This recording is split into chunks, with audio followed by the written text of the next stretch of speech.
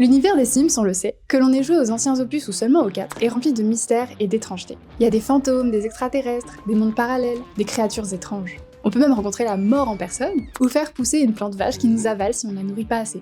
Même en plein milieu des villes d'apparence innocente et tranquille, la vie des Sims ne semble être pas si tranquille qu'il n'y paraît. Des secrets et des énigmes sont cachés dans tous les opus, que ce soit au détour d'une description de personnage, un objet particulier, et même parfois dans le code du jeu. Mais il y a un mystère qui est plus discuté que les autres, qui a suscité l'intérêt de beaucoup de joueurs, menant à une pléthore de théories autour du jeu au fil du temps. Une Sim habillée de son éternelle robe rouge, Sonia Gothic. Aujourd'hui, on va se pencher sur cette figure emblématique des Sims, et comment les studios sont parvenus à nourrir ce mystère, et les joueurs à s'emparer de cette icône. Hello, ici Oriane, alias Cup of Tea, co-CEO de La Grande Méchante Com. Ici on parle de marketing, branding, storytelling, que ce soit de jeux vidéo, films ou pop culture en général. Alors si c'est des sujets qui vous intéressent, n'hésitez pas à vous abonner à la chaîne. Alors, qui est cette chère Sonia dont on parle tant ? On peut tout à fait jouer aux Sims depuis longtemps sans jamais avoir capté qu'elle avait une histoire particulière, la petite dame. Moi par exemple, ayant commencé avec les Sims 3, ce n'était qu'une enfant ordinaire, donc rien n'aurait pu me mettre la puce à l'oreille. Parce que oui, pour ceux qui ne savent pas, les Sims 1 et 2 se suivent, mais les Sims 3 est un préquel. Il se passe au moment où Sonia et Vladimir ne sont encore que des enfants. Et le 4, comme d'hab, lui il fait ce qu'il veut. Ok, il est techniquement dans une réalité alternative, mais flemme d'entrer dans les détails maintenant. Et pourtant, c'est l'une des histoires les plus connues, et à mon avis les plus intrigantes. Sonia Gothic ou Bella Goth en VO, des fois je confonds, désolée d'avance, apparaît pour la première fois dès les Sims 1 comme un Sims préfet. Elle se démarque par son style iconique, des cheveux noirs et surtout une robe moulante rouge slay. Elle vit avec son mari Vladimir et sa fille Sandra au 13 Sim Lane dans une grande maison de style gothique avec des tombes dans le jardin. Dans les Sims 1, c'est une maison ordinaire, à part les tombes of course, mais dans les autres opus, la maison des gothiques est souvent considérée comme hantée à cause de l'apparition de fantômes si un Sim meurt sur le terrain, mais aussi parce que la famille gothique est connue pour ses disparitions, ses morts inexpliquées et ses secrets en général. Bien que pas vraiment confirmée, l'inspiration avec la famille Addams du coup est très forte, que ce soit au niveau de l'esthétique, les secrets ou même les archétypes de personnages. Sonia par exemple est l'archétype de la femme fatale comme Morticia, Vladimir est assez excentrique comme Gomez, Cassandra et Alexandre rappellent clairement Mercredi et Pugsley. À part ça, rien de spécial à signaler du côté des gothiques. Tout se passe bien pour eux. Jusqu'à ce qu'on passe aux Sims 2. Là, tout d'un coup, plus de Sonia. Mortimer est seul avec ses enfants, Cassandra comme dans les Sims 1 et son petit frère Alexandre. Aucun décès n'est mentionné dans la famille, pas de tombe, pas de fantôme. Sonia a tout simplement disparu. Le système de jeu des Sims 2 qui a introduit la généalogie et les souvenirs permet de montrer des informations assez étranges, comme le fait que Vladimir n'a aucun souvenir enregistré avec la disparition de sa femme, comme on a dit, pas de divorce, pas de décès. Cassandra non plus. Et Alexandre n'a tout simplement aucun souvenir lié à sa mère, ce qui implique qu'il était soit trop petit au moment de sa disparition, ou qu'il ne l'a tout simplement jamais connu. Et pourtant, quand on discute avec d'autres PNJ dans le quartier, des phrases peuvent nous mettre la puce à l'oreille. Du genre, j'ai cru voir Sonia à Strange Town, ou elle a été enlevée par des extraterrestres. Enfin, c'est ce qu'on raconte. On trouve également des cartons de lait avec une photo de Sonia dessus. Vous savez, comme les avis de recherche, les affiches missing, comme aux US, ce qui soutient l'hypothèse de sa disparition mystérieuse et non de sa mort. En gros, elle existe bel et bien dans l'univers, mais elle n'est pas physiquement là. Jusqu'à ce qu'on se promène du côté des autres villes du jeu, et notamment une ville en particulier, Zarbville, ou Strange Town du coup en VO. Et là, OMG, qui sait-il pas qu'on se voit balader les cheveux au vent dans sa robe rouge en pleine rue ? Eh ben oui, tout à fait, c'est Sonia. Sauf que, dommage pour nous, la pauvre dame n'a plus aucun souvenir. Pas de souvenir familial, ni de relation avec Mortimer, Cassandra, Alexandre, pas de souvenir de mariage, de naissance, d'enfant, rien, nada. Plus étrange encore, son arbre généalogique est complètement vide. Du coup, à ce stade-là, on n'est pas plus avancé. Mais cependant, je vous ai dit que personne en ville n'a de souvenir avec Sonia, et j'ai menti. Il y a un Sim, autre que sa famille proche, qui a un vif souvenir enregistré avec Sonia. Un dragueur invétéré, certains diront le GOAT, I guess, la plupart diront le libertin, pour rester poli, j'ai nommé Don Lothario. À partir de là, il y a pas mal de théories déjà sur tout ce qui s'est potentiellement passé, et on va voir ensemble la plus populaire. Je vais maintenant passer la main au professeur Lore pour cette section de la vidéo. Bonjour, c'est professeur Lore. Cette vidéo est grandement inspirée, voire qui est presque pélagée, faut pas se cacher, sur Plumbella, que vous pouvez retrouver ici. Je vous invite à aller voir la vidéo sur son iceberg. C'est 3 heures, mais 3 heures de pur bonheur si vous parlez anglais. Moi, ça sera la version Wish, parce que j'ai pas de tableau blanc, c'est un mur blanc. Donc le professeur Lore, bonsoir. J'ai raison sur tout le lore, et je ne veux rien entendre. Commençons, voulez-vous bien. Le personnage principal de cette histoire, on l'a vu, Sonia Gothic, qui, elle, on l'a vu, est mariée à Vladimir. Je regarde à côté, puisque pour être sûr que tout est droit, mais c'est à vous que je parle. Ils ont une fille, qui est une adulte, je dis parce que c'est important, Cassandra, gothique, avec ses 2 jolies couettes, trop mignonnes. Ils ont également un fils, qui est encore un enfant, Alexandre. On sait pas s'ils sont heureux, mais c'est une famille réunie. Comme on l'a vu, Sonia a disparu, nous laissant donc avec une famille moins unie tout de suite. Dans leur quartier, il y a un certain monsieur, que du coup on a vu juste avant, j'ai nommé Don Lothario. Charmeur notoire, don Juan, comme diraient certains, et bref, tombeur de femmes. Voilà, on va en rester là. Il est, turns out, on l'aurait jamais cru, fiancé à Cassandra. Elle mérite mieux, je pense. Bon, après, chacun fait ce qu'il veut. On vous a dit que Don Lothario n'était pas quelqu'un de très fidèle. Ce n'est pas sa première qualité, on est d'accord ? Il est, on va dire, en relation avec une jeune femme qui s'appelle Dina et sa sœur jumelle que j'ai nommée Nina Caliente. Et elles sont aussi à plaisante vue. Et ces 2 demoiselles qui sont attachées émotionnellement et physiquement, bref, en relation avec Don Lothario, ne savent pas que l'une et l'autre sont... En fait, elles ne savent pas qu'elles fréquentent le même homme. Chose que je trouve fou. Faut discuter avec la famille des fois. Bref, pour vous résumer la situation, ce qui se passe dans cet arc amoureux. Pourquoi c'est important ? Parce que la nuit où Sonia a disparu, elle était en compagnie, turns out, assez très bizarre, sur une photo mal imprimée qu'on ne voit pas très bien, mais peut-être vous voyez un peu, en compagnie de Monsieur Don Lothario, chez lui, sur son toit, en train de regarder dans un microscope. Pas un microscope, un télescope.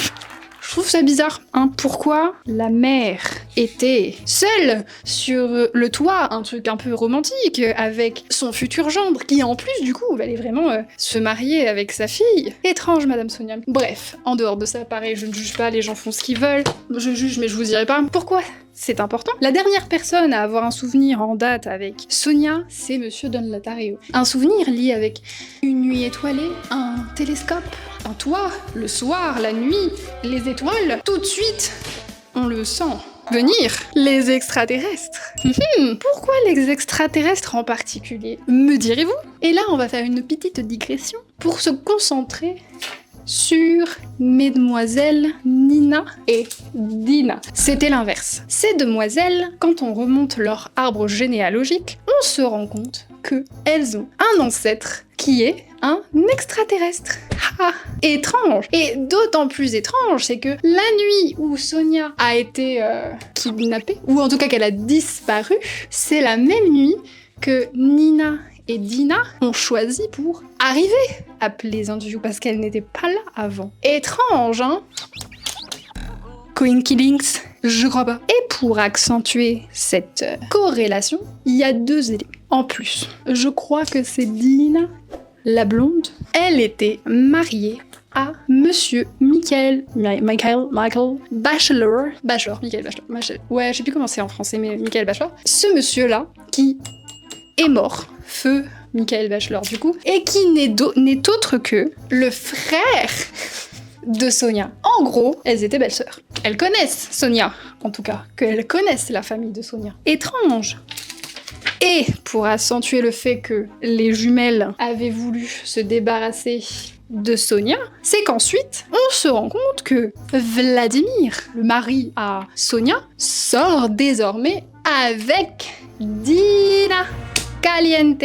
Haha, Sugar Daddy, trahison, appât du gain. Il paraît aussi que Vladimir est l'inventeur du coup de l'élixir de vie, qui permet de rester jeune ou de pas mourir, je sais plus exactement. Professeur Laure n'est pas à jour de ses cours. En gros, cette théorie appuie que les jumelles Caliente avaient une bonne raison, que ce soit monétaire ou argent, vie, gloire et beauté, on sait pas, mais qu'elles avaient une raison de se débarrasser de Sonia. Et avec l'aide de Don ou pas, à mon avis non, parce qu'il doit pas être très utile ailleurs que... Bref, il doit pas être très utile, il serait débarrassé de Sonia. Voilà, c'est à peu près tout, et ça m'a beaucoup fait rire. Ouais, je redonne la main à moi. Ce mystère autour de la disparition de Sonia est pour le coup une super utilisation du principe de l'enquête. Des indices sont disséminés partout dans les mondes jouables ou les objets, ce qui est la meilleure façon d'introduire de la narration implicite dans un jeu qui se veut être fondamentalement un bac à sable. Ça engage de ce fait le joueur à être plus attentif, à être curieux, et il se voit récompensé lorsqu'il trouve un nouveau maillon de l'histoire et fait lui-même ses propres spéculations.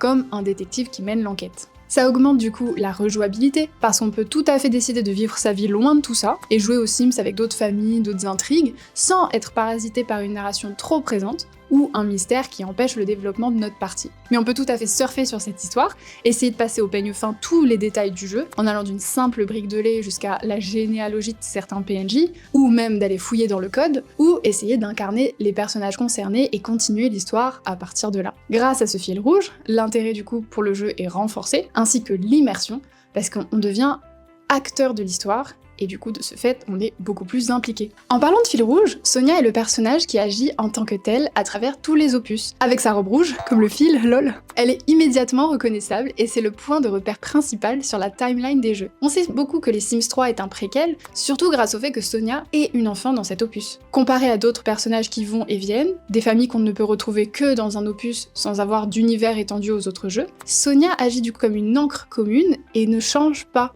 Elle reste brune.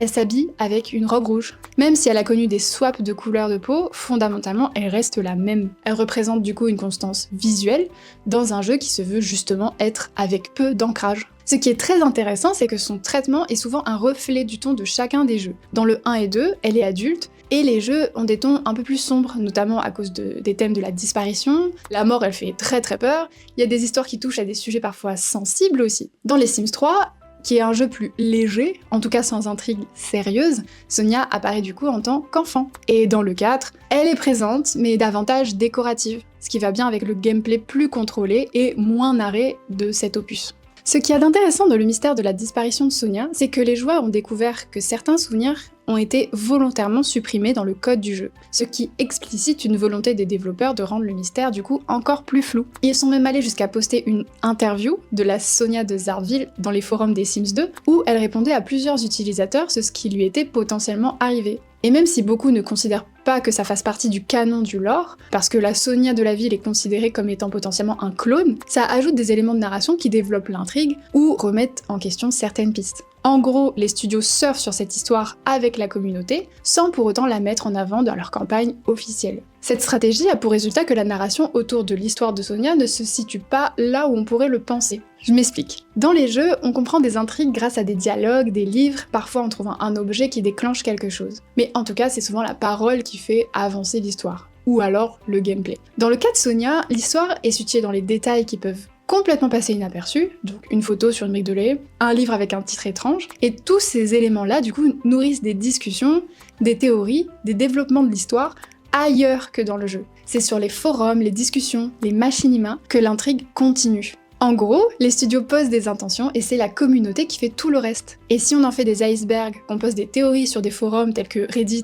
surtout Reddit, qu'on en fait des fanfictions ou des machinimas, c'est parce qu'il y a suffisamment de matière pour donner une histoire riche, mais pas non plus trop pour qu'on ne puisse pas se l'approprier. Et pour moi, c'est aussi ce qui caractérise une bonne histoire ou un bon jeu, c'est qu'il continue de vivre hors du matériau de base. Sonia est du coup un gros vecteur de marketing communautaire indirect. Elle fait parler d'elle en dehors du jeu, mais continue du coup à promouvoir la franchise en entier. Le meilleur pilier des Sims, ça a toujours été ça, et ça devrait toujours l'être à mon avis, donner à la communauté du grain à moudre dans le jeu, mais également en dehors.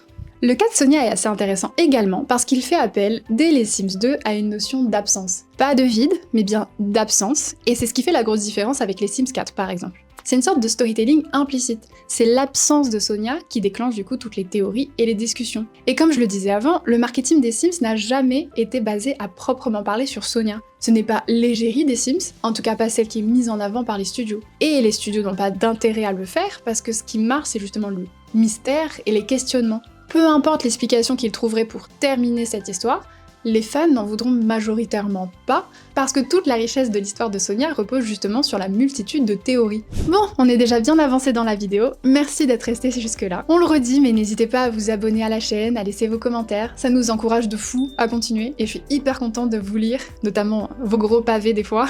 Vous avez vraiment des arguments et des points de vue super pertinents, c'est vraiment un plaisir. Merci à vous. Mais tout ça, c'était avant les Sims 4. Quelle retombée, mes amis! Comme dans la vidéo sur la stratégie marketing des Sims que vous pouvez retrouver ici, ou là, voilà. Allez jeter un œil, je vous promets, c'est intéressant. Et ben les Sims 4 ont raté le coche, à mon avis, pour ce qui est du traitement de Sonia. Déjà, Sonia est là. Elle est juste là, avec Vladimir, Cassandra et Alexandre. Toute la famille est là, et il n'a l'air de s'être rien passé. Et il y a Don Lotario, Dina et Nina, mais c'est le calme plat. Bon, on a bien une théorie de timeline alternative pour expliquer ce traitement dans les Sims 4, mais cool, mais ils y ajoutent pas grand chose non plus narrativement parlant pour accentuer cet axe, qui est pour le coup super intéressant, sachant que le voyage dans le temps est une véritable théorie mise en avant dans les Sims 3, avec notamment la présence d'un livre que Alexandre a écrit à propos de la disparition de sa mère. Je laisse le professeur Laure vous expliquer viteuf. Hey, c'est encore moi! Dernière fois, promis. Bon, peut-être.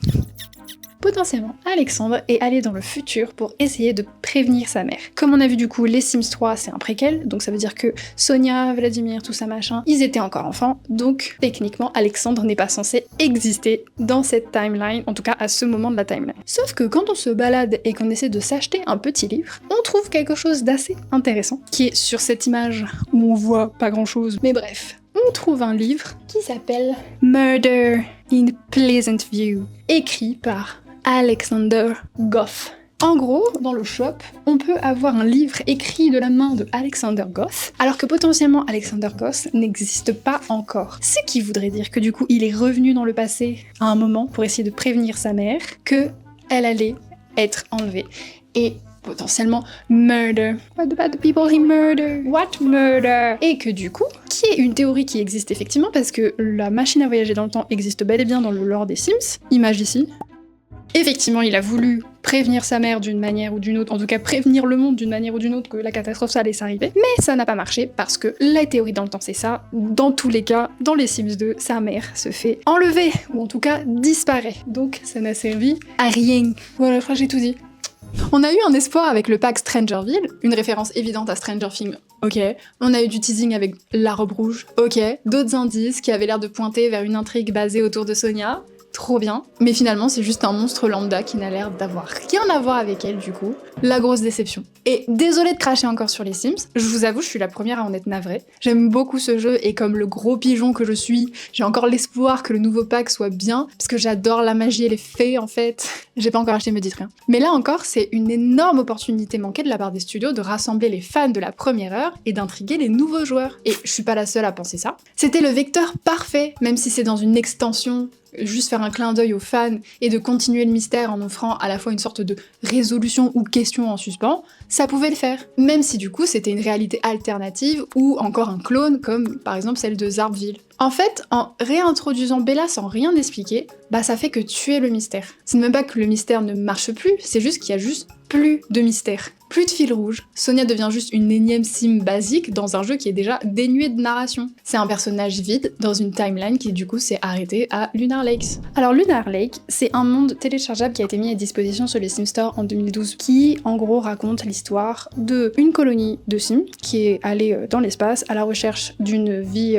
et d'une planète colonisable et vivable et qui se crache sur une planète au sol rouge. Voilà la photo, assez stylée d'ailleurs. Et ils décident de bâtir une ville, une colonie là-bas et de s'y développer. Pourquoi ça nous intéresse? Ça nous intéresse parce que quand on regarde les habitants, et notamment les fantômes, en tout cas les gens morts, on retrouve cette sim qui est apparemment typique des sims morts sur cette planète, qui ont cette teinte assez cadavérique, hein, faut pas se cacher. Elle a pas l'air bien la dame. Cette sim morte n'est autre que, selon le superbe cimetière futuriste qu'on trouve sur la planète, elle vient d'une tombe nommée Sonia Gothic. Ce qui voudrait dire que Sonia a atterri sur Lunar Lake. On sait pas comment, on sait pas si c'est la vraie Sonia, ça peut être un clone, ça peut être une illusion, ça peut être une autre timeline parce que c'est des choses qui arrivent aussi dans les Sims. Mais en tout cas, cette version des Sonia a fini sur Lunar Lake et en est morte de cause naturelle. Ce qui du coup montrerait que cette version de Sonia là n'est jamais rentrée chez elle, a refait sa vie on va dire, parce que je crois qu'elle a une fille aussi qui porte le nom de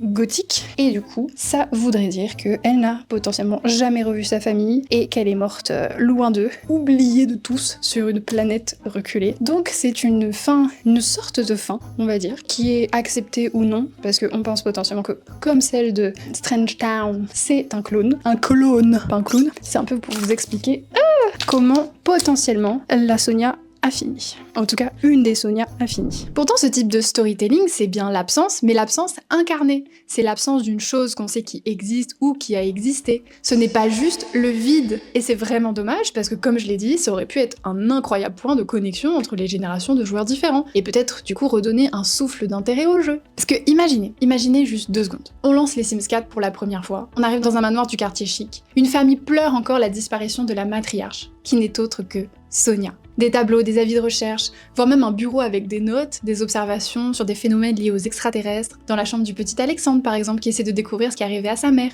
Rien d'abouti vraiment, juste un clin d'œil, pour le moment. Tranquillement, on pose les bases. Ensuite, on va chez Don Latario, Nina ou Dina, et on voit d'autres indices un peu disséminés. Potentiellement un bijou ou une chaussure retrouvée cachée chez l'un des trois, ou peut-être chez Vladimir du coup, pour appuyer les théories qu'il a voulu se débarrasser de sa femme. En tant que nouveau joueur, on se dit « Waouh, cette famille, il se passe des choses, il y a des histoires avec des extraterrestres, et beaucoup de gens ont l'air suspects dans l'histoire. Qu'est-ce qui s'est passé ?» Et en tant qu'ancien joueur, t'es en mode « OMG, le mystère continue, trop bien, let's go !» Et là, des années après, une extension est annoncée. Les teasers montrent des indices, une robe rouge, une mère. On peut partir sur l'intrigue de la plante qui zombifie à Strangerville. Mais à la fin du combat final, imaginez la surprise si au lieu d'un loot random, une femme aux cheveux noirs gît par terre, parée de sa belle robe rouge. Et là tout d'un coup, patatras, Sonia, qui a potentiellement servi de cobaye et qui a été transformée en plante, qui infecte les gens après qu'une expérience ait mal tourné. Hélas, si le problème c'était parce que impossible de la faire revenir dans le monde de base avec sa famille, on peut tout à fait imaginer qu'elle se refait enlever derrière par des extraterrestres ou l'armée, ou alors qu'elle juste se ranime plus parce que c'était un clone, comme dans Zarville. Ou alors, juste des boîtes de dialogue qui expliquent que trop bien, on l'a sauvée, elle est à l'hôpital et elle doit suivre un traitement qui explique pourquoi elle peut pas retourner voir sa famille. Franchement, ça serait passé, je pense, tu vois. En gros, ce que j'essaie de vous dire, c'est qu'il y avait plein de solutions narratives qui auraient fait sens sans cacher l'attachement, le mystère, ou sans faire disparaître une recette qui marchait jusque-là. La résolution de Lunar Lake est douce amère parce qu'on sait qu'elle n'a jamais revu sa famille et qu'elle est morte loin d'eux. Mais le fait de ramener une version d'elle près de sa famille, c'est super, mais il aurait fallu qu'elle soit narrée, expliquée ou même suggérée, qu'elle fasse sens pour qu'on y croie et que, quitte à résoudre une partie du mystère, ce soit fait de manière engageante et aussi cohérente avec la diégèse. Donner une résolution à une partie du mystère ne gâche pas son intérêt, parce que même le sort de Sonia de Lunar Lake, qui résout partiellement le mythe, laisse quand même la porte ouverte à 1000 interprétations. Je l'ai dit dans la vidéo précédente sur les Sims, mais le traitement de Sonia pour moi est le reflet de l'impact de la standardisation sur le lore et le storytelling. Là où à mon sens, du coup, c'est pas logique de pas exploiter Sonia, c'est un super levier marketing, notamment un qui est pas utilisé très couramment. À force d'enlever des éléments d'ancrage, même ceux qui ne paraissent pas importants de prime abord comme un personnage, une histoire ou une piscine, je m'en remettrai jamais, on retire peu à peu l'essence et l'attachement émotionnel. Et oui, on peut penser que c'est pas ça qui fait vendre, que le marketing des packs, des annonces, les extensions, des événements est vraiment ce qui fait vivre le jeu, mais dans les faits, c'est parce qu'on connecte émotionnellement avec des choses, des gens, des objets et des histoires qu'on s'attache et qu'on développe de l'intérêt dans la durée. Donc c'est dommage de passer à côté du marketing affectif, qui est encore pertinent dans un jeu, même de nos jours. Après, faut l'admettre, ça a beaucoup marché dans les Sims 2, parce qu'il a mis l'accent sur la narration. Mais c'est aussi parce que le jeu était pensé comme un monde, un espace à explorer, pas spécialement comme un produit à consommer en continu, comme les Sims 4. Le modèle économique des Sims 4 ne nécessite pas une Sonia, parce qu'il se veut être ultra personnalisable. Faire venir un personnage avec une histoire aussi lourde et la développer va un peu à l'encontre de ce modèle. Donc Sonia est un clin d'œil dans les Sims 4, pas un vecteur narratif. Ce qui est dommage, parce que comme on l'a vu, on aurait pu trouver un équilibre entre les deux. Et ce raté aurait pu éviter de s'ajouter à la longue liste de fails que cet opus se traîne depuis sa sortie. Est-ce que ça n'a pas été un choix Si. Pour que ce soit les joueurs qui s'approprient Sonia et qui recréent des histoires derrière? Non, peut-être. Non, mais en fait, je pense potentiellement c'est ça, tu vois. Soit ils ont été lazy et ils étaient en mode de toute façon on la met parce que c'est un clin d'œil et ils les aiment bien et voilà, et y a pas plus. Ou sinon, effectivement, ils étaient en mode comme ça ils continuent l'histoire, ils sont contents et en plus elle est là, tu vois, et au moins y a plus de mystère. Dans tous les cas, le côté affectif, ils ont pas surfé dessus. Exactement. C'est trop dommage parce que t'es en mode oui, d'accord, c'est trop bien de la faire revenir, par contre, du coup, tu peux pas donner juste un truc pour expliquer, tu vois. Ça aurait franchement tout changé. Juste instillé, tu vois. Ouais, instillé. Envie de... Merci du coup d'avoir regardé cette vidéo. Je pensais pas qu'autant de gens seraient intéressés par Sonia, mais vous avez été nombreux à la réclamer, donc voilà, j'espère que ça vous aura plu. N'hésitez pas à me dire si vous avez d'autres anecdotes que vous voulez ajouter, ou si je suis passée à côté de quelque chose. Et dites-moi aussi si vous aimeriez que j'analyse un autre personnage emblématique d'une naissance. Pensez peut-être à Lara Croft, peut-être même Mario. Mais je suis ouvert aux suggestions. On est trop content de voir que nos sujets vous intéressent et pour rien vous cacher, le fait que Zerator ait lâché son com sur la vidéo de sa stratégie de branding me remplit de joie et de bonheur. C'est à moi. Vous pouvez retrouver notre vidéo précédente ici pour une super analyse du fiasco de Blanche-Neige 2025. Et en attendant, prenez soin de vous. Des bisous. Merci, bisous. Style. Professeur Laure. Mais de fou. Je fais genre je connais ce que ça veut dire Jesus. Qui résout partiellement. Qui résout. Ah. De notre partie, ça va trop lentement pour moi. Professeur Laure. Mais c'est pas bien facile.